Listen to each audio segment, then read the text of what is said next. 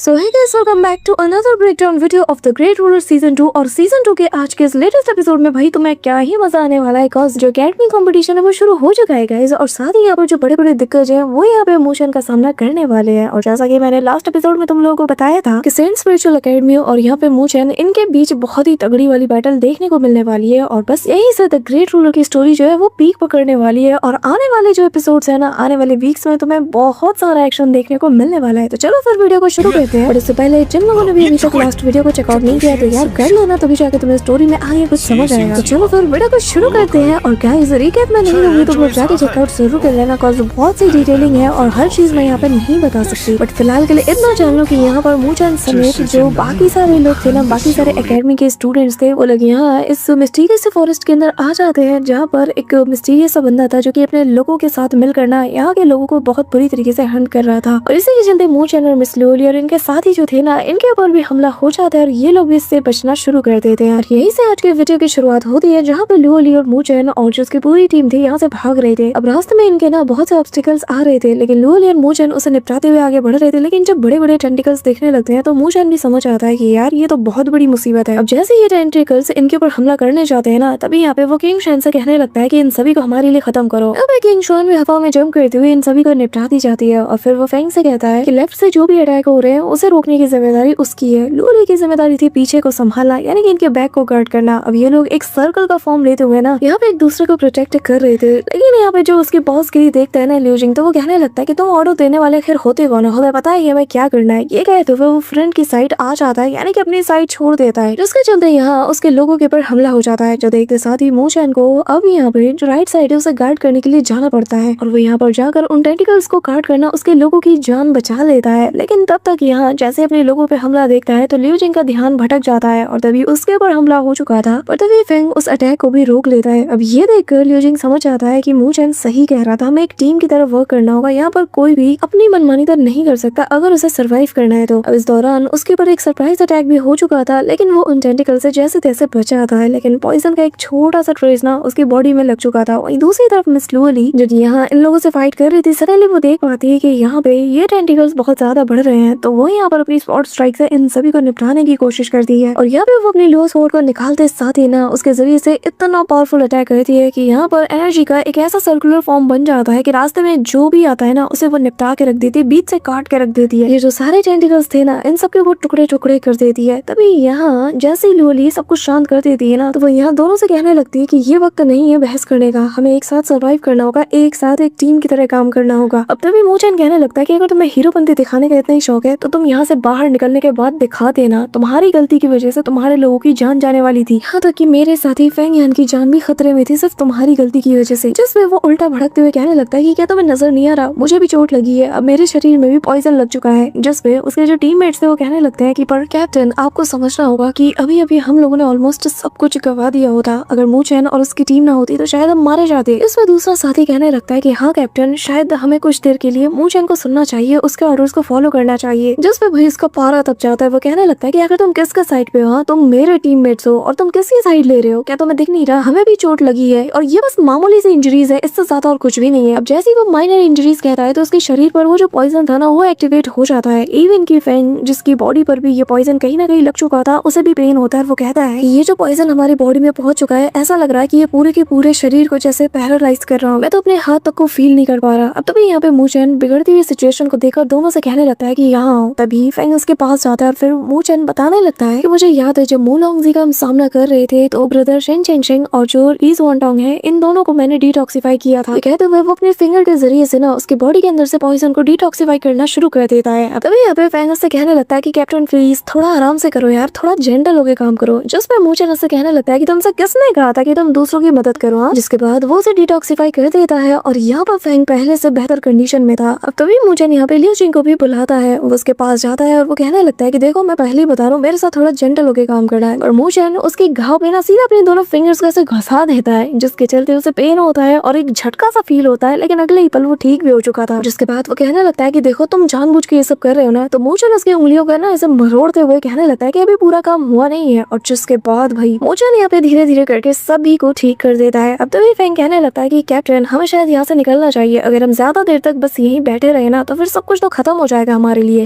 हमारे हाथ फिर कुछ लगने नहीं वाला। यहाँ पे लियोजिंग उसकी सारी बातें सुन रहा था और कहीं ना कहीं वो मूचेन को थैंक्स कहना चाहता था कि वो इसके चलते उसकी और उसके अपने टीममेट्स की जान बच पाई। तो वो थोड़ा सोचता है, पर इससे पहले कि वो कुछ कह पाता अचानक से एक पर्पल लाइटिंग इन्हें नजर आती है और ये लाइट सीधा आसमान से जा टकराती है, जिसके चलते सभी का ध्यान उस ओर जाता है। और ये लाइटनिंग देखते साथ ही लियोली बताने लगती है कि ये साउथ ईस्ट से आ रही है और यहाँ से 3000 मीटर की दूरी पर दो लोग फाइट कर रहे हैं, या फिर शायद इससे भी ज्यादा। अब तभी मूचेन समझ चुका था कि कुछ ना कुछ तो गड़बड़ है। अब वहीं दूसरी तरफ हम देख पाते हैं कि यहाँ पर सेंट स्पिरिचुअल एकेडमी आ चुकी थी अपना तांडव मचाने के लिए और लिटरली उसके रास्ते में जो कोई भी आता है ना, वो उसे निपटाते हुए आगे बढ़ रही थी। अब यहाँ पे कैप्टन तांग मायर की हालत बहुत ज्यादा खराब हो चुकी थी और जो मैरियट फीनिक्स एकेडमी के जो बाकी सारे स्टूडेंट्स थे, यानी कि इसकी टीम के जो बाकी के मेंबर्स थे, वो अपने कैप्टन को सहारा देने की कोशिश करते हैं, लेकिन उसकी हालत सच में बहुत ज्यादा खराब हो चुकी थी। और यहाँ पे सेंट स्पिरिचुअल एकेडमी का कैप्टन शिया हुआ वो यहाँ अपना डोमिनेंस साबित करके बहुत ज्यादा खुश था और कहने लगता है कि जितना मैंने तुम्हारी एकेडमी के बारे में सुना था उतने भी तुम लोग खास नहीं निकले। इस दौरान यहाँ पे तांग मायर कहने लगती है कि तुमने तो हम पर तब हमला किया जब हम लोग जख्मी थे, हम कमजोर थे, तब तुमने छुप के हमला किया और ऐसे तुम अपना डोमिनेंस साबित करते हो। मानना पड़ेगा सेंट स्पिरिचुअल एकेडमी सच में बहुत ज्यादा इंप्रेसिव है, क्या तकनीक है तुम्हारी। अब तभी इसकी टीममेट अपनी स्वॉर्ड को निकालते साथ ही उसकी तरफ तान देती है और कहती है, शिया हो मुझे जवाब दो, आखिर ये सब कुछ करके तुम क्या साबित करना चाहते हो कि saint spiritual academy Marriott Phoenix academy के ऊपर अपना वॉर डिक्लेयर कर रही है क्या। यहाँ पे जैसे उसकी बात सुनता है ना, शिया हो बेशर्मी के साथ इसकी बॉडी को नथिंगनेस में बदल देता है। यहाँ पे पल भर में वो पूरी तरीके से मिट चुकी थी। ये देखकर तो तांग मायर की बिल्कुल सटक जाती है, उसका खून ऐसे उबल मार रहा था, वो चिल्लाती हुई उसका नाम लेती है और कहने लगती है कि शिया हो आखिर तेरी हिम्मत कैसे हुई। पर तभी वो लड़खड़ा के वहीं पे गिर जाती है। तभी यहाँ पे जो शिया हुआ था ना, वो बेशर्मी के साथ इनके पॉइंट्स को कलेक्ट करने के लिए उस टोकन को अपने पास रखने लगता है, लेकिन सडनली उसके हाथ से कोई इस टोकन को छीन लेता है। मतलब यहाँ पर थर्ड पर्सन भी आ चुका था और ये और कोई नहीं बल्कि अपनी मूचेन और उसकी टीम थी। और मूचेन कहने लगता है कि ये मानना पड़ेगा सेंट स्पिरिचुअल एकेडमी के मन में जो आता है ये लोग वही करते हैं ना। अब शिया हुआ तो यहाँ पे फेंग यांग को ही कैप्टन मानता था, तो वो उसे देख कर कहने लगता है कि अच्छा तो तुम यहाँ पे आ ही गए। और मूचेन को देख कर वो मु फेंग यांग कहने लगता है। अब यहाँ पे फेंग जो था ना, उसे वापस से कैप्टन गिरी शुरू करना पड़ता है, वो आगे आ जाता है। तभी यहाँ पे शिया वो कहने लगता है कि देखो मूचेन, अगर तुम अपने टीममेट्स को कंट्रोल नहीं कर सकते ना तो मुझे बोल दो, मैं उसे बहुत इजीली कंट्रोल कर दूंगा, फिर मुझे बाद में मत कहना। मैं उसे ऐसा सबक सिखाऊंगा ना कि दोबारा किसी के काम में टांग अड़ाने के बारे में वो सोचेगा भी नहीं। अब यहाँ पे फेंग जो है मूचेन की ओर देखने लगता है। तभी यहाँ पे फेंग भी बहुत कैप्टन गिरी दिखाते हुए कहने लगता है कि आखिर कब से भाई तुम्हारी सेंट स्पिरिचुअल एकेडमी हमारे नॉर्दर्न एकेडमी के स्टूडेंट्स को ज्ञान देने लग गई है। जिसमें मूचेन में कहने लगता है कि बिल्कुल सही, और आगे आता है और कहने लगता है कि क्या तुम हमारे कैप्टन को सिखा रहे हो कि अपनी टीम को कैसे लीड करना चाहिए। तभी ये कहते हुए सारे के सारे लोग यहाँ पे अपने अपने वेपन्स को निकाल चुके थे। तभी यहाँ लियोजिंग भी अपने साथियों के साथ आ जाता है और कहने लगता है कि एक घायल महिला के ऊपर हमला करना तुम्हें शोभा नहीं देता और हमारी डेसोलेट स्पिरिचुअल एकेडमी ऐसे लोगों के साथ वार्म अप करने में जरा भी हिचकिचाएगी नहीं। तभी ये सुनकर शिया हो भाई आगे बढ़ता है और यहाँ पे ऑरा फॉर्मिंग देखना है। यहाँ पे जैसे को अपना पैर रखता है ना, चारों तरफ उसका डोमिनेंस साबित हो रहा था, सबके सब उसके प्रेशर को फील करने लगते हैं, लेकिन सिर्फ तब तक जब तक मूचेन आगे आकर अपना कदम नहीं उठाता। और जैसे ही वो अपनी ऑरा को रिलीज करता है कि दोनों की ऑरा ना ऐसे एक दूसरे से ऐसे क्लैश करती है, चारों तरफ सभी लोग इनकी ऑरास को फील कर पा रहे थे। अब तभी यहाँ पे से पहले कि ये दोनों फाइट करने ही वाले थे, इस दौरान उनका एक बंदा यानी कि शाओ का एक बंदा कहने लगता है कि कैप्टन हमें निकलना होगा, क्योंकि एक साउंड वेव इन लोगों के कान में पड़ चुकी थी, जिसके चलते शाओ कहने लगता है कि मानना पड़ेगा क्या किस्मत पाई है तुमने। ठीक है चूहे, जितना उछलना है उछल ले, क्योंकि तेरे पास बहुत कम वक्त बचा है। अगली बार जब हमारा सामना होगा ना, मैं सबसे पहले तुझे ही निपटाऊंगा। ये कहते हुए वो अपने टीममेट्स के साथ यहाँ से चला जाता है। उसके जाते ही भाई फेंग यांग की तो हालत बिगड़ चुकी थी और तभी मूचेन को देख करना यहाँ पे जो तांग मायर वो समझ आती है कि असली कैप्टन कौन है और उसके पास जाकर कहने लगती है कि तुम मूचेन है ना। मूचेन हमें जवाब देते हुए इनका डिवाइस इन्हें लौटा देता है और तभी इनके जो बाकी के टीममेट्स थे वो अपने दूसरी टीममेट को खोने पर बहुत ज्यादा भावुक थे। तभी तांग मायर कहने लगते है कि चिंता मत करो, जो वादा हमने उससे किया था हम जरूर निभाएंगे, हम साथ मिलकर फाइनल्स तक जरूर जाएंगे। जो सफर वो पूरा नहीं कर पाई लेकिन जिसकी प्लानिंग हमने साथ मिलकर की थी हम उसे पूरा जरूर करेंगे। The great spiritual academy tournament बहुत ही ज्यादा क्रूअल है, लेकिन हम हार नहीं मान सकते और रोने से तो कुछ भी हल नहीं होने वाला। लेकिन सडनली वो जो टीममेट्स थी ना वो चोक करने लगती है, क्योंकि उसके बॉडी में पॉइजन काफी ज्यादा फैल चुका था। लेकिन इससे पहले कि कैप्टन जाती तब तक मूचेन पहुंच जाता है और कहने लगता है कि इसके मेरिडियंस तक इसके पॉइजन पहुंच चुकी है, लेकिन अगर हम इसे ट्रीट करें और इसे बाहर निकालने की कोशिश करें तो इसमें बहुत ज्यादा पेन होगा। जिस पे वो कहने लगते है कि हम मैरियट फीनिक्स पीपल, हमारी लेडीज कोई डेलिकेट फ्लावर्स नहीं है, हमें हर दर्द से उभरना आता है, तो प्लीज तुम शुरू करो। जिस पे मूचेन अब इन सभी को ट्रीट करना शुरू कर देता है और धीरे धीरे बाकी सारे मेंबर्स आसपास की जगह को गार्ड्स करना शुरू कर देते हैं। अब यहाँ पे सारी चीजों को निपटाने के बाद मूचेन और उसकी टीम जाने लगती है, लेकिन तभी तांग मायर आगे आकर इनका शुक्रिया अदा करती है और कहने लगती है कि अगर आज तुम ना होते और तुम्हारी टीम ना होती तो शायद हम लोग सर्वाइव ना कर पाते और इसके लिए हम तुम्हारे तहे दिल से शुक्रगुजार हैं। ये कहते हुए वो वो मूचन को अपनी टीम के आधे पॉइंट्स देने लगती है, लेकिन मूचन लेने से मना कर देता है, जिसमें तांग मायर कहने लगती है कि प्लीज मना मत करना, ये बस कोई पॉइंट्स नहीं बल्कि ये एक सिग्नल भी है कि जिसके जरिए से हम तुम्हारे साथ अलायंस को फॉर्म करना चाहते हैं। जिसमें मूचन बताता है कि तुम लोगों का स्टैंड मैंने इसलिए लिया क्योंकि जो शिया हुआ कर रहा था वो कहीं से भी सही नहीं था, और दूसरी बात कियानर तुम्हारी टीम में है और मेरे पास ऐसा कोई रीजन नहीं है कि मैं उसके साथ टीम अप करूं। अब जैसे कियानर का नाम सुनती है ना तांग मई, तो मन में कहने लगती है कि मानना पड़ेगा उसकी आंखें बड़ी तेज है, उसने सच में बहुत ही जेंटल पर्सन को चूज किया है। अब मैं समझी कि क्यों वो दिन रात बस इसी के बारे में सोचे जा रही थी। अब तभी यहाँ पे फैंग के दिमाग में पता नहीं कौन सा मैसेज जाता है कि वो यहाँ पे लोली से कहने लगता है कि लोली तुम देख रही हो ना, ये जो कैप्टन तांग मायर है ये मूचन की आंखों में आंखें डाल के बात कर रही है, मतलब इसके मन में कुछ तो चल रहा है। ये सुनकर ना किंग शान उसे पकड़ के दूर ले जाती है और कहने लगती है कि ड्रामा देखना बंद करो, हाँ ये क्या तुम उनके बीच में फसाद डालते फिरते हो। जिस पे कैप्टन मायर कहने लगती है कि देखो जो रीजन तुमने बताया उसका तो मैं कुछ नहीं कर सकती, लेकिन अगर बात सिर्फ शिया हो गई होती ना तो हम अकेले ही उसे निपट लेते, लेकिन जब हम यहाँ पे आ रहे थे तो हम पर एक मिस्टीरियस ग्रुप के लोगों ने हमला किया जो कि यहाँ के फॉरेस्ट को, इवन की यहाँ के फॉग, हर एक चीज को कंट्रोल कर सकते हैं और ये लोग बहुत ज्यादा खतरनाक है। अब ये सुनते साथ ही लिu जिंग कहने लगता है कि एक बात याद रखना, जो लोग अंधेरे में छिपकर दूसरों पे हमला करते हैं ना ये लोग सबसे ज्यादा खतरनाक होते हैं, क्योंकि छुपे हुए दुश्मन का पता लगाना बहुत मुश्किल है। इसलिए वो मूचन से यही कह रहा था कि बेहतर यही होगा हमारे लिए कि हम इसके साथ अलायंस बना ले। देखा यार मेरा वो फेवरेट ऐसे ही नहीं है, मतलब कमाल का है यार, तुम भी मानते हो। तभी कैप्टन मायर कहने लगती है कि कैप्टन मूचन जरा सोच के देखो, northern heavens, Marriott Phoenix academy, desolate spiritual academy, अगर तीनों मिलकर एक टेम्पररी अलायंस को फॉर्म कर लेते हैं तो इसमें तीनों का ही फायदा है। हम तीनों एक दूसरे की मदद करते हुए इस रून्स के बिल्कुल टॉप तक पहुंच सकते हैं और जिसके बाद हम सभी लोग अलग अलग हो जाएंगे। तो बताओ अब तुम्हारा क्या कहना है। अब यहाँ पे वो लोली और बाकी सबकी तरफ देखता है, वो लोग भी हमें जवाब देते हैं। तो मूचन कहने लगता है कि ठीक है, लेकिन बस मेरी एक कंडीशन है कि जब भी हम शिया हो या फिर किसी अनजान दुश्मन का सामना करें तो कोई भी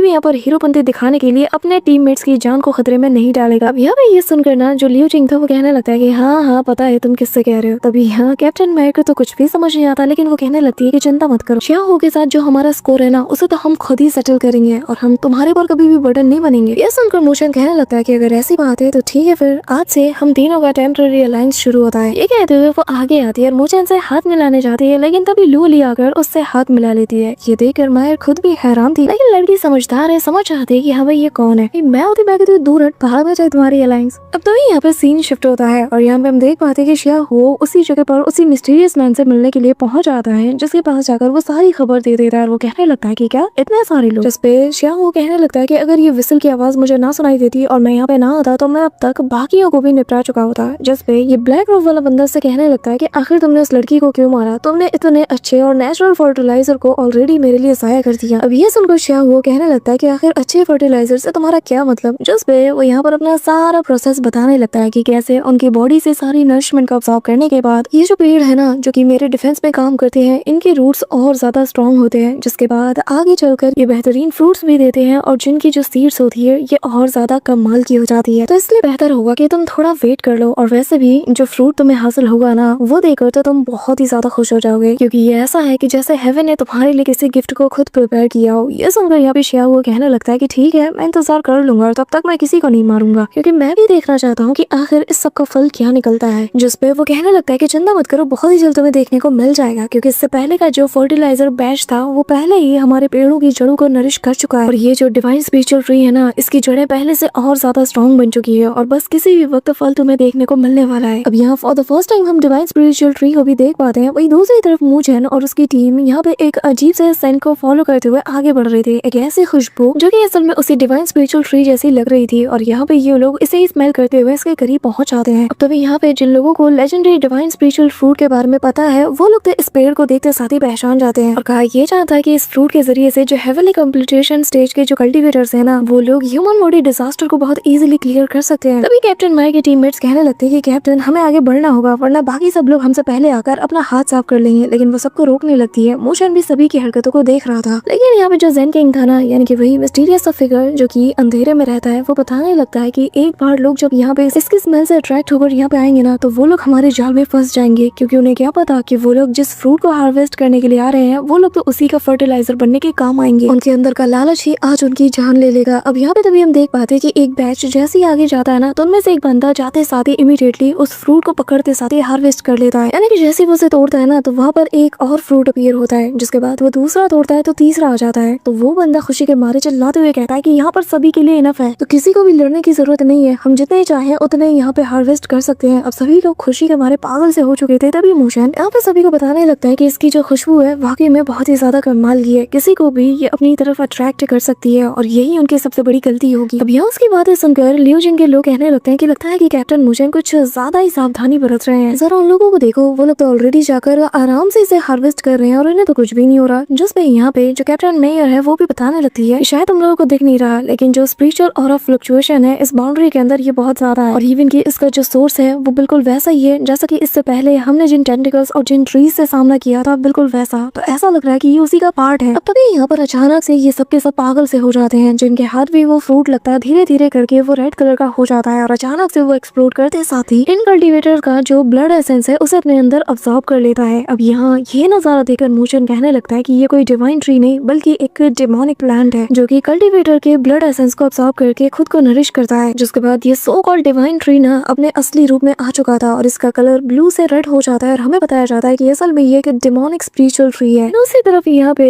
जो ज़ेन किंग है वो भी जोर जोर से हंस रहा था जब ये सारा नजारा वो दूर से देखता है। तभी मूचेन को जो कैप्टन माहिर है वो शुक्रिया अदा करती है और कहती है कि अगर आज तुम ना होते तो हम भी इस ट्रैप में फंस चुके होते और कब का अपनी जान गवा चुके होते। अब तभी यहाँ पे धीरे धीरे करके ये जो ट्री है ये अपने असली फॉर्म में आने लगता है। अचानक से इसके अंदर क्रैक पड़ने लगते हैं और एक ह्यूज से एनर्जी एक्सप्लोजन के साथ हमारे सामने एक बहुत बड़ा सा पेड़ दिखाया जाता है, जिसे देखते साथ ही यहाँ पे जो फैंग और उसके पार्टनर किंग शुआन है वो देखते साथ ही पहचान जाते हैं और कहने लगते हैं कि ये तो डिवाइन वुड पैलेस है। लूली बताने लगती है कि क्या इसका मतलब ये है कि ब्लड सैक्रिफाइसेस के जरिए से इस एंशिएंट पैलेस को ओपन किया जाता है। तो उसमें मूचेन बताने लगता है कि जो भी टीम यहाँ पे आती है इस रूम के अंदर उनके पास वो जेड स्लिप्स होता है जिसके जरिए से ही वो लोग इस जगह को ढूंढ पाते हैं, वरना इतने बड़ी जगह पर इस जगह को एग्जैक्टली सभी लोग सेम टाइम पे कैसे ढूंढ पाते हैं और सब लोग घूम फिर के आखिर यहाँ पर ही क्यों आते हैं। तो जाहिर है ये पहले से ही प्रिपेयर किया गया मास्टरमाइंड गोल है। यहाँ पे तभी लियू जिंग कहने लगता है कि अगर ये सच में किसी की बिछाई गई जाल है तो फिर तो हमें से दूर रहना चाहिए ना, हमें यहाँ से निकलना चाहिए और बाकी कहीं और जाके पॉइंट्स कलेक्ट करने चाहिए क्योंकि यहाँ पर तो जान का खतरा है। जिस पे मुझे उससे कहने लगता है कि हम इतनी दूर आए हैं और इस टूर्नामेंट का ये हिस्सा है, अगर किसी ने हमारे खिलाफ कोई प्लानिंग कर भी रखी है तो जाहिर है यहाँ आगे रिवॉर्ड्स भी होंगे और जब हम इस टूर्नामेंट का हिस्सा बन ही चुके हैं तो हम पीछे कैसे हट सकते हैं सिर्फ इस वजह से कि किसी ने हमारे खिलाफ प्लानिंग कर रखी है। ये कहते हुए मूचेन सभी को लीड करते हुए आगे निकल जाता है। तभी यहाँ पे जो ज़ेन किंग है वो कहने लगता है कि आखिर इस लड़के में ऐसा क्या है, वो मेरे जाल में क्यों नहीं फंसा। डिमोनिक ट्री ने सबको अपने जाल में फंसा लिया, सबको अपनी तरफ अट्रैक्ट कर लिया, तो आखिर वो इससे अट्रैक्ट क्यों नहीं हुआ। इंटरेस्टिंग लगता है अगर ये कोई फर्टिलाइजर नहीं बन सकता तो शायद ये आगे चलकर एक सीड बनेगा। अब यहाँ पे मूचेन और उसके सारे दोस्त इस पैलेस के अंदर पहुंच जाते हैं। तभी किंग शुआन इस जगह को देखकर फैंग से कहने लगती है कि ये मुझे किसी पैलेस से ज्यादा किसी का टॉम लग रहा है। तभी मूचेन सभी लोगों से कहने लगता है कि अब हम यहाँ से अलग हो जाएंगे और अलग अलग होकर सर्च करेंगे, अगर किसी टीम को खतरा नजर आता है तो बाकी टीम उसे रेस्क्यू करने के लिए जाएगी। अब यहाँ पे हम देख पाते हैं कि तीनों अलग अलग टीम को लीड करते हुए यहाँ से दूर निकल जाते हैं। अब तीनों टीम्स एक दूसरे से अलग हो चुकी थी। मूचेन और उसकी टीम जिस तरफ बढ़ रही थी वो जगह बहुत ही ज्यादा डिफरेंट लग रही थी। पैलेस तो बहुत ही ज्यादा आलीशान था लेकिन चारों तरफ बस पेड़ की जड़ें थी और बीच बीच में तो बहुत ही अच्छा सा एक फ्लावर गार्डन भी मौजूद था। अब चलते चलते ये लोग एक ऐसी हॉल में पहुंच जाते हैं जो कि ऐसा लग रहा था कि पूरे के पूरे गार्डन को उठा के किसी ने इस मेन पैलेस के हॉल में बैठा दिया और तभी इन्हें एक ट्री नजर आती है जिसे देखकर लूली कहने लगती है कि ये पहले वाली जैसी लग नहीं रही, तो मतलब ये रियल वाली डिवाइन स्पिरिचुअल ट्री होगी। यहाँ पे फैंग और उसके पार्टनर को ये लग रहा था कि शायद हमारे सामने एक और ट्रैप किसी ने बिछा दिया हो। तभी मूचेन यहाँ पर अपने डिवाइन सेंस के जरिए से इसे चेक करता है और आसपास वो एक प्रोटेक्टिव बैरियर को भी बना देता है ताकि कोई भी इनके ऊपर हमला ना कर पाए। और थोड़ी देर में मूचेन बताने लगता है कि नहीं ये वाला डिफरेंट है और मुझे लगता है कि यहाँ पर कोई खतरा नहीं है, जिसका मतलब ये असली है। अब यहाँ पे इससे पहले कि मूचेन और उसकी टीम उस फूड के ऊपर अपना हाथ साफ कर पाती तभी यहाँ पर पीछे से कोई जंप करके सीधा आगे की ओर निकल जाता है। अब ये देखते साथ ही मूचेन भी सीधा बढ़ता है। अभी यहाँ पे हम देख पाते हैं कि वो लड़की जैसे इस फ्रूट को लेने वाली थी मूचेन उससे पहले वहाँ पे पहुंच जाता है और ये देखते साथ ही भाई वो लड़की उसके ऊपर हमला करने जाती है, अपने पैर से उसके ऊपर हमला करती है लेकिन मूचेन तो डॉज कर जाता है। लेकिन तभी वो हवा में फ्लिप मारते हुए उसके पास आकर अपने पाँव के जरिए से हमला करती है लेकिन मूचेन उससे भी डॉज कर जाता है। उसका ये पाँव अटैक इतना खतरनाक था कि वहाँ की चट्टान टूट चुकी थी। अब मूचेन यहाँ पे अपनी टीम के पास वापस आ चुका था लेकिन जैसे ही यहाँ पे मूचेन की शक्ल देखते है ना वो देखते साथ ही उसे पहचान जाती है और वो कहने लगती है कि अच्छा तो वो तुम थे। ये कहते हुए वो बिल्कुल ना गुस्से के मारे तिल मिला रही थी। ऐसा लग रहा था कि भाई मूचेन अगर इसके हाथ लग जाए ना तो वो इसके टुकड़े टुकड़े कर देगी और कहने लगती है कि तुम्हारे जैसे ठरकी की इतनी हिम्मत, तुम मेरा पीछा करते हुए यहाँ तक आ गए। हाँ अब सबर करो, मैं तुम्हें छोड़ने नहीं वाली। अब ये कहते हुए मूचेन को वो चुनौती देती है। अब यहाँ मूचेन जिससे इतने टाइम से खुद को बचाते हुए आ रहा था लूली के सामने कहीं इसका भांडा ना फूट जाए और कहीं बेचारे के बारे में वो गलत ना सोचने लगे। मूचेन ने क्या कुछ नहीं किया बट एट द एंड इसका सामना हो ही गया और भाई लूली के सामने वो उससे ठरकी बुला रही है। अब गाइज इसी सीन के साथ आज का ये ब्रेक डाउन वीडियो तो यहीं पे एंड होता है, लेकिन इसके नेक्स्ट पार्ट में काफी ज्यादा मजा आने वाला है और जिसमें कि तुम्हें एक्शन एंड फाइट देखने को मिलने वाली है। साथ ही यहाँ पर जो लिू जिंग है मेरा फेवरेट, वो बहुत बुरी तरीके से फंस जाएगा। अब देखने वाली बात ये होगी कि आखिर ये सभी लोग इस चुनौती से कैसे निकलते हैं। बट गाइज अगर तुम renegade immortal, perfect world, BTTH, सोलैंड जैसी बड़ी बड़ी टॉप की डोंगास के फैन हो, इवन कि अगर तुम ग्रेट रूलर के भी फैन हो, तो तुम्हारे लिए कमाल की सीरीज हमने शुरू किया है, जिसका लिंक तुम्हें पिन कमेंट में मिल जाएगा, तो जाके चेकआउट जरूर कर लेना। और मेरी गारंटी है यार सीरीज बहुत कमाल की तुम्हें पसंद आएगा। सो गाइज अगर तुम वीडियो को यहाँ तक देख रहे हो, मेक श्योर कि तुम वीडियो को लाइक करके चैनल को सब्सक्राइब जरूर कर रहे हो। तो मिलती हूँ मैं तुमसे नेक्स्ट ब्रेकडाउन वीडियो के साथ, तब तक के लिए बाय।